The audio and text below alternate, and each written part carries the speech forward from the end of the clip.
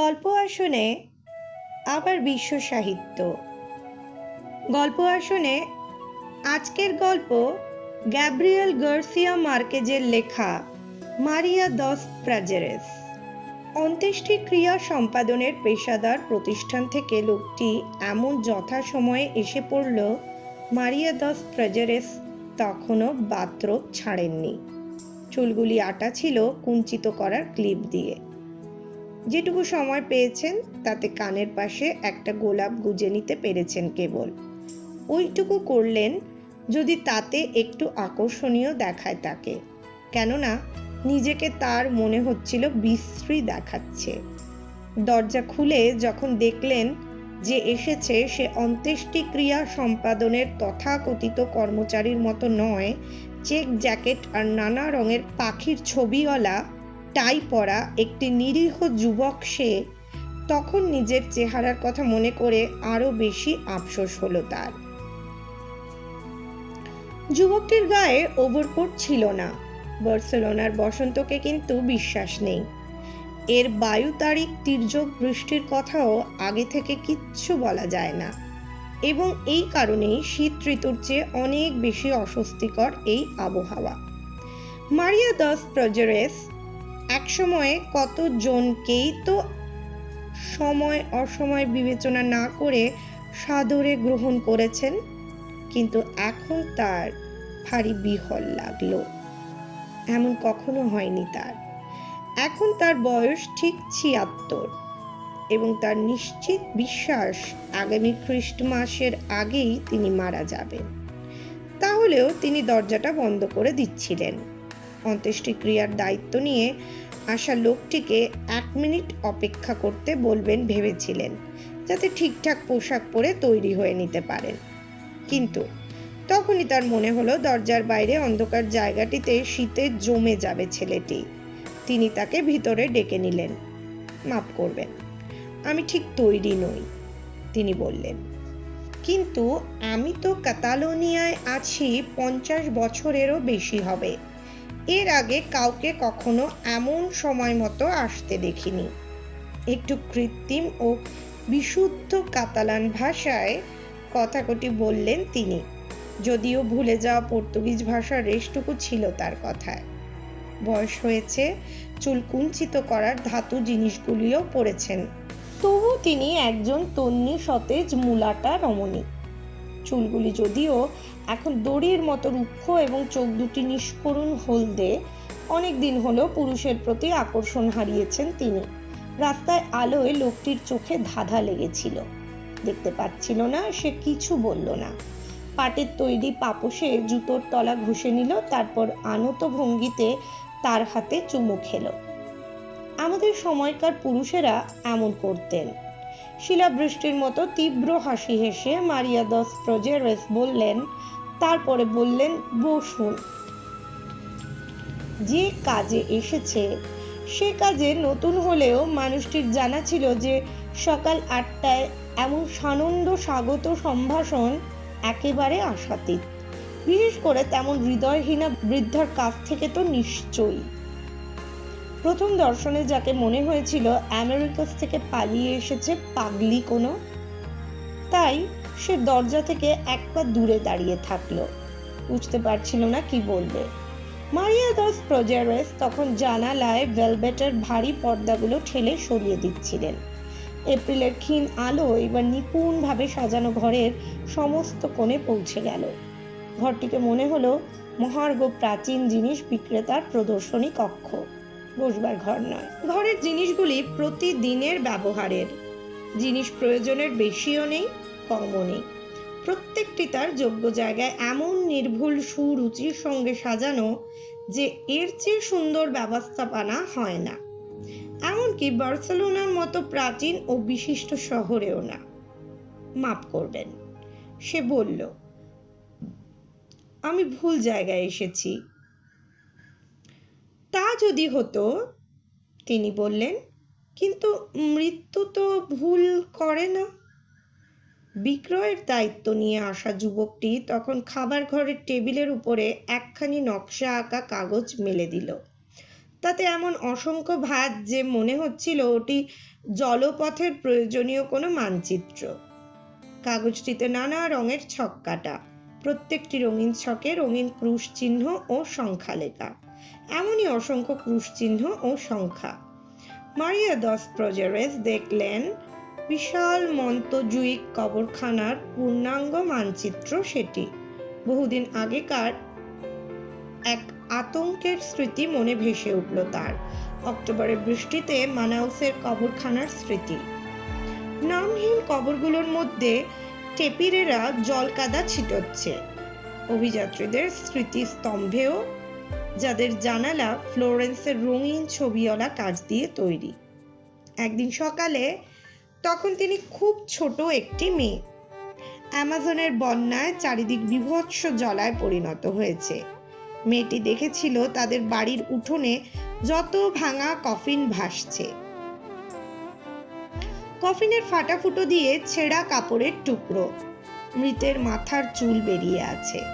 সে স্মৃতি মনে ছিল বলেই মন্টজুইকের পাহাড়কে তিনি তার শেষ বিশ্রামস্থল নির্বাচন করেছেন।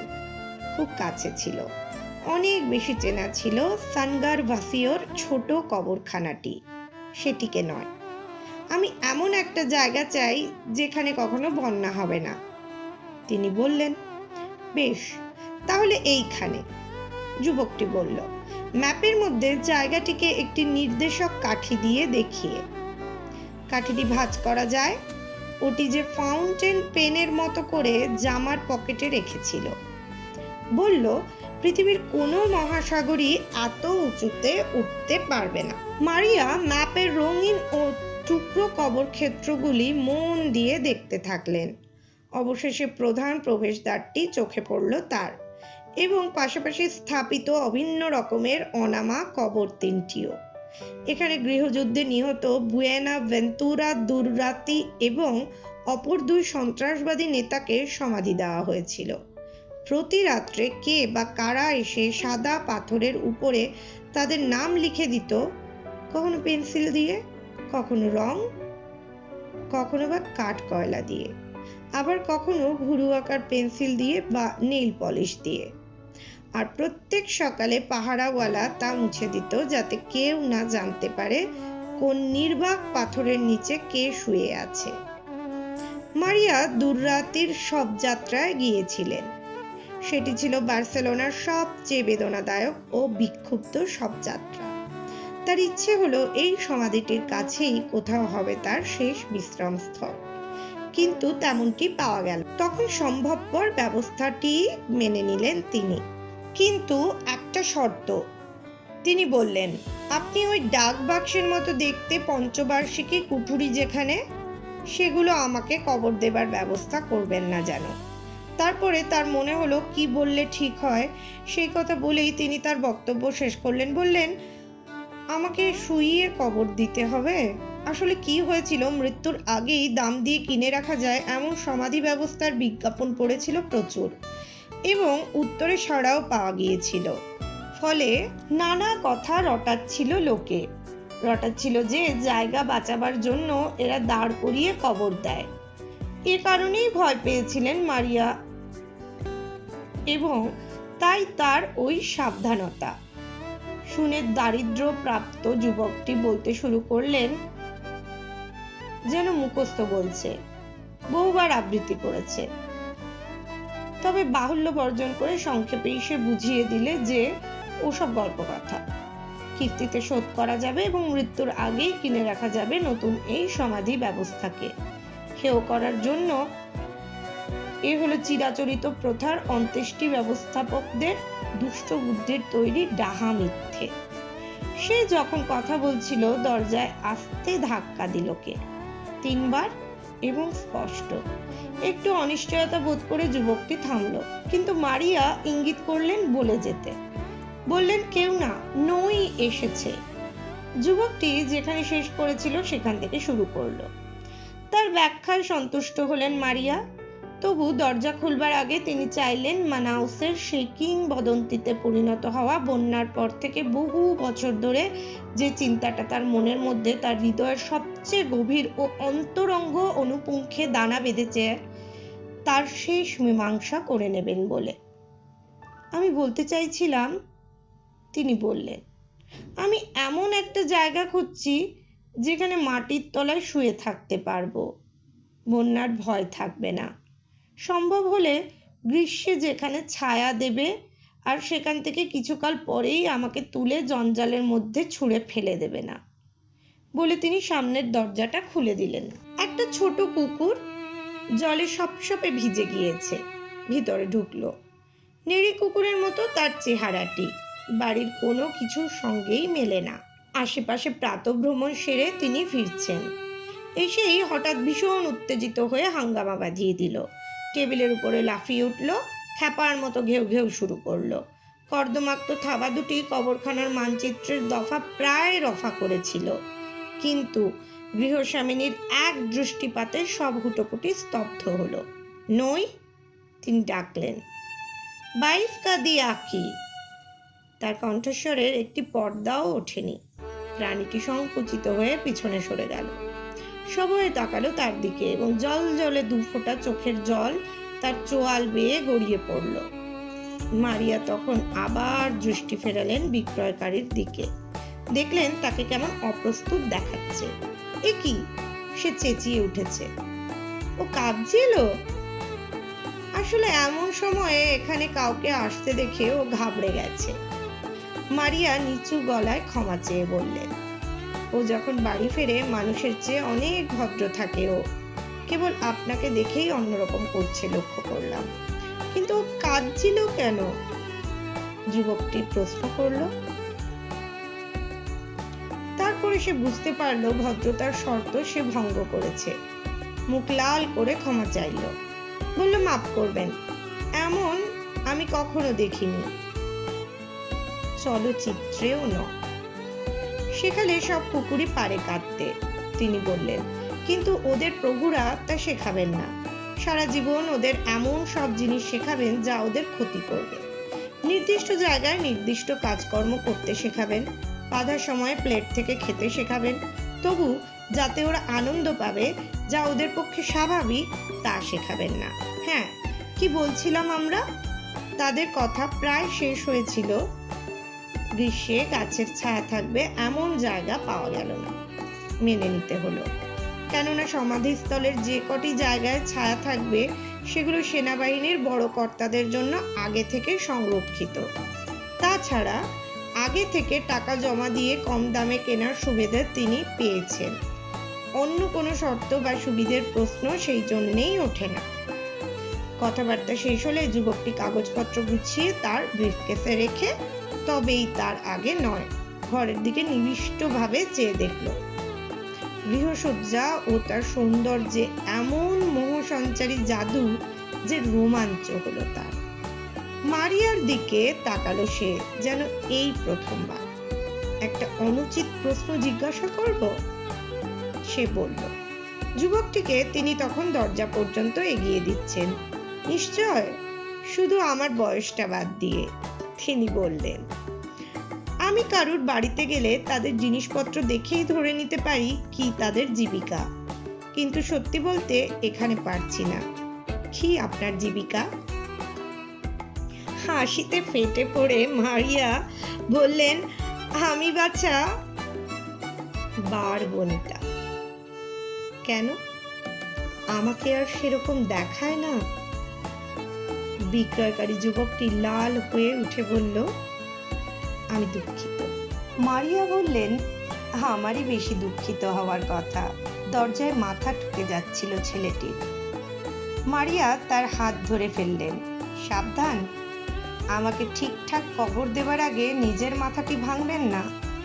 দরজা বন্ধ করেই তিনি তার ছোট্ট কুকুরটিকে কোলে তুলে নিলেন। তাকে আদর করতে করতে তার সুন্দর আফ্রিকি গলা মেলালেন পাশের বাড়ির নার্সারি স্কুল থেকে ভেসে আসা শিশুদের গানের সঙ্গে। 3 মাস আগে তিনি স্বপ্ন দেখেছিলেন তিনি মারা যাচ্ছেন। সেই থেকে এই নির্জন বাসের সঙ্গীটি আরও অন্তরঙ্গ হয়েছে তার। তার যা কিছু আছে মৃত্যুর পরে সেসব কাকে কি দেওয়া হবে আগে থেকে তিনি তার ব্যবস্থা করে রাখলেন, এবং তার মৃতদেহের ব্যবস্থা করলেন এমন যত্নের সঙ্গে যে কারোরই কোনো অসুবিধে হবে না। যদি তিনি এখনই মারা যান। জীবিকা থেকে এখন তিনি অবসর নিয়েছেন, তবে তার আগেই অল্প অল্প করে কিছু জমিয়েছিলেন, অবশ্য নিজেকে বঞ্চিত করে নয়, এবং তার শেষ জীবনের বাসগৃহ নির্বাচন করেছেন অতি প্রাচীন ও সম্ভ্রান্ত গ্রাফিয়া টাউনটিতে, প্রসারিত হতে হতে যা এখন বড় শহর। 3 তলায় একটি ভগ্ন প্রায় অ্যাপার্টমেন্ট কিনে নিয়েছেন, যার দেয়ালগুলি নোনা ধরা, এবং সর্বক্ষণই সেখানে শ্যাকা হেরিং মাছের গন্ধ। তাছাড়া ঘরের দেয়ালে সেই সব বুলেটের গর্ত, যুদ্ধের চিহ্ন যেগুলো, এবং যে যুদ্ধের পরিণাম গৌরবের নয়। এ বাড়িতে কোনো দারোয়ান নেই, অবশ্য সমস্ত অ্যাপার্টমেন্টেই বাসিন্দা রয়েছে। অন্ধকার স্যাঁতসেঁতে সিঁড়ির কোনো কোনো ধাপ খসে পড়া। মারিয়া রান্নাঘর ও বাথরুম নতুন করে বানিয়ে নিয়েছেন, দেয়াল ঢেকে দিয়েছেন উজ্জ্বল রঙের কাপড়ে মুড়ে, জানালায় খাঁজকাটা কাচ বসিয়েছেন এবং ভেলভেটের পর্দা টানিয়েছেন। তারপরে তিনি নিয়ে এসেছেন অপূর্ব সুন্দর সব আসবাব, কাজের এবং ঘর সাজাবার। এনেছেন সিল্ক ও ব্রোকেডের জিনিস রাখার সিন্ধুক। ওগুলো ফ্যাসিস্টরা চুরি করেছিল রিপাবলিকানদের বাড়ি থেকে। তারা যখন পরাজিত হয়ে আতঙ্কে ছত্রভঙ্গ এবং বাড়ি ছেড়ে পলাতো, গোপন নিলামের বাজার থেকে দরদাম করে তিনি বহু বছর ধরে একে একে কিনেছেন সেগুলো। অতীতের সঙ্গে তার একমাত্র যোগসূত্র ছিল কার্দোনার কাউন্টের বন্ধুত্ব। প্রতি মাসের শেষ শুক্রবার তিনি আসতেন, তার সঙ্গে নৈশাহার করতেন। খাবার পরে নিরুত্তাপ প্রেমও, কিন্তু যৌবনকাল থেকে গড়া সেই বন্ধুত্ব ছিল গোপনে। কাউন্ট তার পদক চিহ্নিত কোটটি রেখে আসতেন গাড়িতে, আর গাড়িটি থাকতো প্রয়োজনের অতিরিক্ত দূরে কোনো জায়গায়। তারপর ছায়ান্ধকারে নিজেকে আড়াল করে হেঁটে উঠে আসতেন মারিয়ার 3 তলার ঘরে। এই সাবধানতা যেমন কাউন্টের নিজের সম্মান রক্ষার কথা মনে করে, তেমনি মারিয়ারও। এ বাড়ির কাউকেই চিনতেন না মারিয়া, শুধু তার অ্যাপার্টমেন্টের বিপরীতে যে অল্প বয়সী দম্পতিটি তাদের 9 বছরের মেয়েটিকে নিয়ে থাকতো তাদের বাদ দিলে। তার কাছে ব্যাপারটা খুব অবিশ্বাস্য লাগতো। তবু বাস্তবিকই সিঁড়িতে তিনি কাউকে কখনোই দেখেননি। তার সম্পত্তির যে বিলি ব্যবস্থা তিনি করেছিলেন তা প্রমাণ করে যে তিনি যা ভেবেছিলেন তার চেয়ে অনেক গভীরে প্রথিত ছিল তার শিকড় পুনর্বাসনের অক্ষম সেই কাতালোনীয়দের সঙ্গে, যাদের জাতিগত পরিচয় তারা শোভন ও সম্মানযোগ্যভাবে নম্র। মারিয়া তার কাছের মানুষদের জন্য রেখে গেলেন তার সামান্য যেটুকু গহনাটি ছিল তাই, আর তার বাড়ির খুব কাছে যারা থাকতো তাদের জন্য কিছু। সব বন্দোবস্ত শেষ হলে মনে হয়েছিল সব ক্ষেত্রে তিনি বুঝি সুবিচার করেননি, কিন্তু এ বিষয়ে তিনি নিশ্চিত ছিলেন যে যাদের ভোলা উচিত নয় তাদের তিনি ভোলেননি। এমন নির্দিষ্টতার সঙ্গে তিনি তার সম্পত্তির বিলি ব্যবস্থা করেছেন যে কল দি আরবেল এর অন্ত্যেষ্টি সম্পাদনের দায়িত্বপ্রাপ্ত ব্যক্তি সবকিছু নিখুঁতভাবে দেখে রাখেন বলে যার গর্ব ছিল, তিনিও তার চোখকে বিশ্বাস করতে পারছিলেন না যখন দেখলেন মধ্যযুগীয় কাতালান ভাষায় মারিয়া তার যাবতীয় সম্পত্তির প্রত্যেকটির নাম, তার সম্পত্তির উত্তরাধিকারী যারা হবেন তাদের নাম, জীবিকা এবং ঠিকানার পুরো তালিকা, এমনকি তারা তার হৃদয়ে যে কোন জায়গাটিতে আছেন সে কথাও, অর্থাৎ সমস্ত কিছু তার কেরানিদের কাছে বলে গেলেন বিস্তারিতভাবে এবং একেবারে নির্ভুল, এবং তা বললেন কেবল স্মৃতি থেকে। অন্ত্যেষ্টিক্রিয়ার ব্যবস্থা সম্পূর্ণ হলো। এবার থেকে প্রতি রবিবার তিনি সমাধিস্থলের অসংখ্য দর্শকদের একজন। তার পার্শ্ববর্তী কবরগুলির মতো নিজের ভাবী সমাধিস্থলে তিনিও পুষ্পপাত্রে করে সেই সব গাছ লাগালেন। সারা বছর যে গাছে ফুল ফুটবে, নতুন ঘাসে নিয়মিত জল দিলেন, গাছপালা ছাড়বার কাঁচি দিয়ে সমান করে ছেটে দিলেন, এমন করে যে শেষ পর্যন্ত মেয়রের অফিসের কার্পেটের মতো দেখতে হলো। জায়গাটার সঙ্গে এমন ঘনিষ্ঠ হয়ে গেলেন তিনি যে শেষের দিকে ভেবে অবাক হতেন কেন প্রথমে জায়গাটা তার অমন পরিত্যক্ত লাগতো। প্রথম যেদিন তিনি কবরটি দেখতে এসেছিলেন, গেটের সামনে অনামা সমাধি তিনটি দেখে তার হৃৎপিণ্ড ধক ধক করছিল, কিন্তু তাদের দিকে যে দুদণ্ড তাকিয়ে দেখবেন তা পারলেন না, কেননা অদূরেই দাঁড়িয়েছিল পাহারাওয়ালাটি। তবে তৃতীয় রবিবার পাহারাওয়ালার মুহূর্তের অসাবধানতার সুযোগে তিনি তার এক সুমহৎ স্বপ্নকে রূপ দিলেন। লিপস্টিক বের করে তা দিয়ে প্রথমটিতে বৃষ্টিতে ধোয়া পাথরের উপর লিখলেন দুর্রাতি। সেই থেকে যখনই সুযোগ পেতেন লিখতেন, কখনো একটি সমাধি ফলকে, কখনো দ্বিতীয়টিতেও, কখনো তৃতীয়টিতেও। কখনোই তার নারী স্পন্দনে তারতম্য ঘটত না এবং সর্বদাই তার বুক ভরে যেত পূর্বস্মৃতির আকুতিতে। সেপ্টেম্বরের শেষ দিকের এক রবিবার প্রথম তিনি পাহাড়ের উপরে তার সমাধিটি দেখেছিলেন। তার 3 সপ্তাহ পরে শীতের এক ঝোড়ো বিকেলে তিনি দেখলেন কারা যেন এক যুবতী কনেকে তার সমাধির পাশেই শুইয়ে দিল। বছরের শেষে দেখা গেল 7টি সমাধি ভরে গেছে। অল্পায়ু শীত শেষ হলো, কিন্তু মারিয়া কোনো অশুভ লক্ষণ দেখতে পেলেন না, কোনো অসুস্থতাও বোধ করলেন না। আর আবহাওয়া যত উষ্ণ হয়ে উঠল ততই শুনতে পেলেন তার খোলা জানালার পথে জীবনের কলরব। তিনি তার স্বপ্নের হেয়ালিকে মিথ্যে প্রমাণ করে বেঁচে যাবেন, দৃঢ় প্রত্যয় হলো তার। খুব যখন গরম পড়ে, গ্রীষ্মের সেই সময়টা কার্দোনার কাউন্ট পাহাড়ে কাটিয়ে আসেন। তিনি ফিরে এসে দেখলেন 50 বছর বয়সে যখন যৌবন সচরাচর অলক্ষ্য থাকে, তখনও যৌবনের অধিকারিণী মারিয়া যেমন আকর্ষণীয় দেখতে, এখন তার চেয়ে বেশি আকর্ষণীয় হয়েছেন তিনি। অনেকবার ব্যর্থ চেষ্টার পরে অবশেষে মারিয়া নইকে সেই বিশাল পাহাড়ের অভিন্ন রকমের সমাধির মধ্যে থেকে তার ভাবী সমাধিটি চিনিয়ে দিতে সমর্থ হলেন। তারপর শেখাতে থাকলেন কিভাবে সেখানে কাঁদতে হবে, তার মৃত্যুর পরে সেই অভ্যেসে সে যাতে কাঁদতে পারে। অনেকবার তিনি তাকে নিয়ে হেঁটে হেঁটে তার বাড়ি থেকে কবরখানায় গিয়েছেন, পথের চিহ্নগুলি দেখিয়ে দেখিয়ে, যাতে রামব্লাস বাসের পথটি তার মুখস্থ হয়ে যায়। শেষ পর্যন্ত তিনি বুঝলেন একলা যাবার ক্ষমতা হয়েছে তার। শেষ পরীক্ষা নিলেন রবিবার বিকেল 3টের সময়। তিনি ওর গা থেকে বসন্তকালে ব্যবহারের ভেস্টটি খুলে নিলেন। তার একটি কারণ, বাতাসে তখন গ্রীষ্মের ছোঁয়া লেগেছে। আরেকটি কারণ, এভাবে গেলে সে অন্যের চোখে পড়বে না। তাকে ছেড়ে দিলেন তিনি। দেখলেন রাস্তার যে দিকটিতে ছায়া, সেই দিক দিয়েই সে দ্রুত লাফাতে লাফাতে চলেছে। আনন্দে আন্দোলিত তার লেজের তলায় ক্ষুদ্রকার পশ্চাৎভাগটি আঁট আর বিষণ্ণ লাগছে। কোনো মতে কান্না চেপে রাখছিলেন তিনি, কান্না তার নিজের কথা ভেবে, তার কথাও। আর যে কটি বছর তিনি মিথ্যে মোহের ঘরে কাটিয়েছেন, দুঃখে কাটিয়েছেন, কিভাবে সেই সময় সেও তা ভাগ করে নিয়েছিলেন, সেই কথা ভেবে শেষে দেখলেন সে ক্যালে মেয়রের মোড় ঘুরল এবং ছুটল সমুদ্রের দিকে। 15 মিনিটের মধ্যে তিনি প্লাজা দি লেসেপসে রামব্লাস বাস ধরলেন। তার চেষ্টা ছিল নিজেকে আড়ালে রেখে জানলা দিয়ে যদি দেখতে পান তাকে, এবং পেলেন দেখতে। রবিবারের শিশুদের দলের মধ্যে তাকে দেখাচ্ছিল কেমন দূরের আর গম্ভীর। পাস্কো দি গ্রাসিয়ায় দাঁড়িয়েছিল যানবাহনের নির্দেশ আলো বদলাবার অপেক্ষায়। হায় ভগবান, তিনি দীর্ঘ নিঃশ্বাস ফেললেন।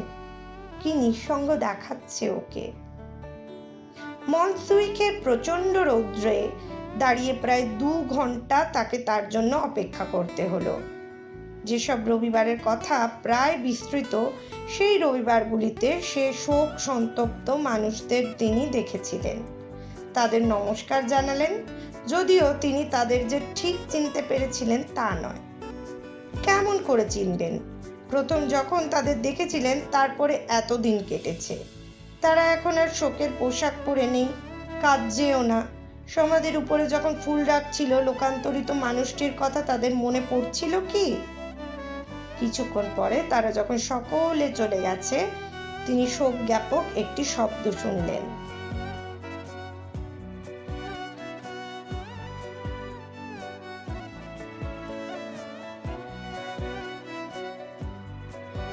আশির চা এই গল্পটা তোমার কেমন লেগেছে? খুব ভালো লেগেছে। বন্ধুরা, যদি তোমাদেরও এরকম এই গল্পগুলো ভালো লাগে তাহলে লাইক, সাবস্ক্রাইব আর শেয়ার করে কমেন্টে জানাও কি কি নতুন গল্প শুনবে। ঠিক, তাড়াতাড়ি জানাও আমাদের কি কি নতুন গল্প শুনবে।